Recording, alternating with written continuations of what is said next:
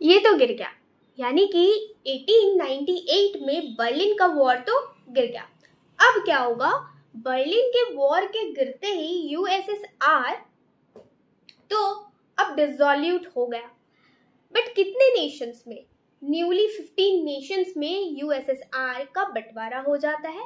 And now अब यहाँ पर यूएसएसआर का सक्सेसर कंट्री, दैट इज, जो कि आज हम उस नाम से जानते हैं कि ये पहले का यूएसएसआर था, दैट इज रशिया। ओके, सो अब क्या होता है, बर्लिन वॉर तो गया, अब 15 नेशंस भी बन गए, न्यू सक्सेसर कंट्री भी आ गया, दैट इज रशिया। अब वहाँ के जो प्रेसिडेंट होते हैं, दैट इज मिखाइल गोर्बाचेव, उन्होंने कुछ पॉलिसीज को अडॉप्ट कर लिया अपनी इकोनॉमी के लिए। वाई? उनको लगा अरे लिबरलिज्म आइडिया तो अच्छा ही है ना। देखो यूएसए ने अपनी इकोनॉमी को कितना ओपन रखा है, फ्री ट्रेड करते हैं, मतलब फ्री ट्रेड की पॉलिसीज है। सो हम भी क्यों ना अपने इकोनॉमी को फ्री ओपन कर ले, तो हमारी भी इकोनॉमी बूस्टअप होगी। बट उन्होंने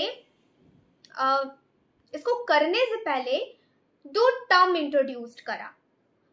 टर्म था कि perestroika, that means reconstructing, and glasnost, that means openness. मतलब कि उन्होंने कहा कि क्यों ना हम अपने इकोनॉमी को अमेरिका के मॉडल के तहत, लिबरलिज्म ने जिस तरह से ओपन मार्केट रखा है, फ्री ओपन इकोनॉमी को प्रमोट करते हैं, तो हम भी क्यों ना रिकंस्ट्रक्ट और ओपन इकोनॉमी को प्रमोट करें। सो एकदम से वो 15 नेशंस में इस चीज को अप्लाई कर देते हैं। बट होता क्या है, एज अ कॉन्सिक्वेंस शॉक लग जाता है। क्यों?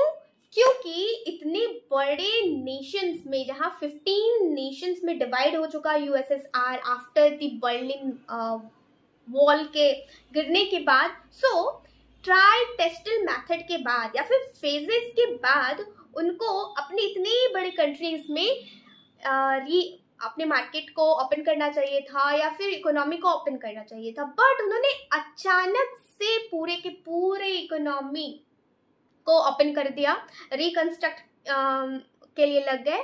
सो एकदम से इकोनॉमी कोलैप्स कर गया एंड शॉक में पड़ गए सारे के सारे, इकोनॉमी डाउनफॉल चली गई। सो यहाँ से उन्होंने सोचा कुछ और कि हम अपनी इकोनॉमी को बूस्ट करेंगे, बट हुआ उसका ऑपोजिट।